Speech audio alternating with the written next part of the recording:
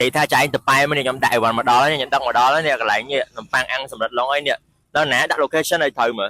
không vậy thay nhom ban đặt location tam veo neo ấy lại họ khơi họ đặt tam veo neo năng á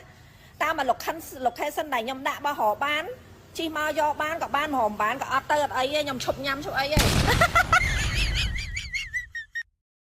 តោះសួស្តីបងប្អូនបងប្អូនអរគ្នាពេលព្រឹកឡើងណែអត់ទាន់ទៅធ្វើការទេតែទាញកំប៉ុងវីរិ collagen មកញ៉ាំមួយកំប៉ុងសិនបងប្អូនអរគ្នាមួយកំប៉ុងនេះនិយាយថាញ៉ាំបានចាប់ពី1ខែកន្លះទៅចន្លោះ2ខែហើយសម្រាប់អត្ថប្រយោជន៍របស់វាគឺជួយដល់សម្រស់ជួយធ្វើឲ្យស្បែករបស់បងប្អូននឹងសភ្លឺថ្លាចេញខាងក្នុងស្បែកមានសំណើមជួយដល់សក់ជួយដល់កញ្ចក់ជួយធ្វើឲ្យបងប្អូននឹងក្មេងជាងវ័យ ហើយជួយដល់សុខភាពមួយចំនួនដូចជាជួយបង្ការនិងទប់ស្កាត់ជំងឺមហារីកជំងឺថ្លើមជំងឺបេះដូងជំងឺសួតកាពះពោះវៀនរ៉ាំរ៉ៃរោគស្ត្រីបងប្អូនដែលគាត់ពិបាកក្នុងការគេង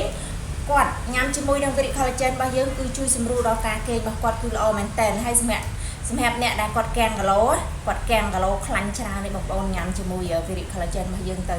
ជួយសម្រួលបងប្អូនឲ្យស្រកគីឡូហើយ